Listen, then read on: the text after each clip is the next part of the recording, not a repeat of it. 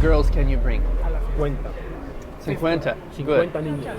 ¿Cuántos años tienen ustedes? 14, 13.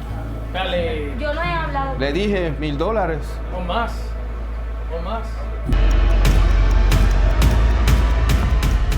My name's Tim Ballard. I'm the founder of Operation Underground Railroad, which is an organization dedicated to fight human trafficking and child exploitation. Before that, spent 12 years as a special agent and undercover operator, mostly working child crimes and human trafficking investigations. If people knew what was happening there, they would be shocked.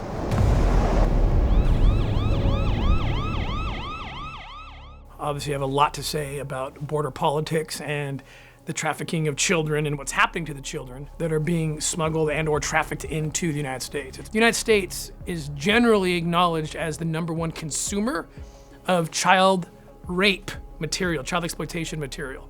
So start doing the math and you think, okay, so we're the demand. There's kids who are vulnerable, who are taken, who are lured, who are kidnapped, and the market is the United States. How do we get kids into that market? And so when you start with that and you understand that there's cartels. So they make about $14 million a day in the business of getting kids and people into the United States. We have a policy that facilitates it. If you're in Nicaragua and you want to come to the United States, you paid a couple $1,000s to a smuggler. That smuggler will get you to the border and then hand a child to you. We've been down on the border. I worked there for 10 years. We've seen this. We know this is happening. And they put the child into the hands of this client and they say, just tell the Border Patrol that this is your kid. And they get in and then 72 hours later, they're released. And then they call a number, drop the kid off, and the kid's just recycled. There's about 26,000 unaccompanied minors who came across. The ones we've found, by the way. And so they're in the protection, custody, care of the United States. What happens to them? So again, US sex market, biggest in the world, children taken pretty easily through lure or through different ways in these very impoverished, desperate places. How do you get that kid into the United States? Well, just send them over. Send them over, put them on a raft, push them over the river. And a Border Patrol agent will actually, it's not their fault, by the way, they're just following policy, but they actually facilitate the trafficking. They're like, oh, come here, come sit in this detention center, and now you just need anyone from the US to come in. Easy to falsify paperwork claiming a familial relationship, right? Hey, little Miguel's my nephew. Well, there you go. It's this crazy thing that people are playing politics with, and they're playing politics with the lives of children.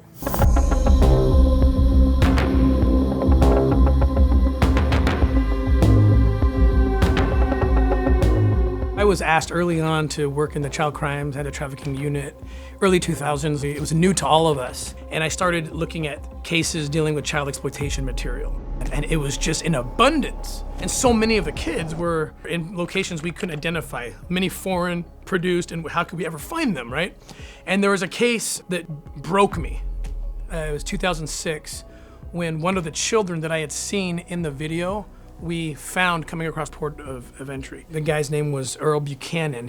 You can look him up. He was smuggling or trafficking these children, and he was actually producing child exploitation material with these children that he was getting and taking across the border. And I saw this child, and the child ran to me at one point and hugged me and said to me at 5 years old, "I don't belong here."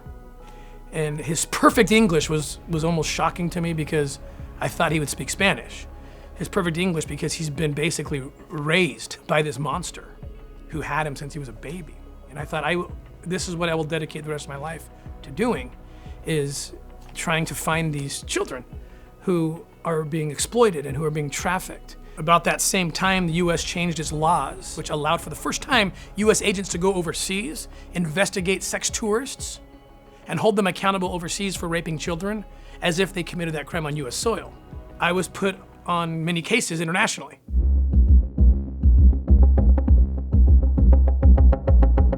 And I can't believe that it's on the beaches of these cities and towns through Central and South America that I'm working in the Caribbean. The problem was I could only stay on the case if I found a nexus back to the United States. If this case couldn't be prosecuted in a US court, I had to come home. There's a couple of cases I was working, one in Colombia, one in Haiti, where I got so far deep, probably deeper than I should have, into the investigation, and I knew that walking away would end the investigation. And so I told my wife about it. I said, what do we do? And she said, do you think you can rescue those kids if you stay? I said, yeah, but the only way I can stay is if I quit. She was almost disappointed in me. She's like, are you kidding me? You're telling me that if you quit your job, you might be able to liberate children who are sex slaves? And you're even questioning what we're to do? She's like, you're gonna quit your job. That was when I turned in my badge, my gun, and we launched out. It was Operation Underground Railroad.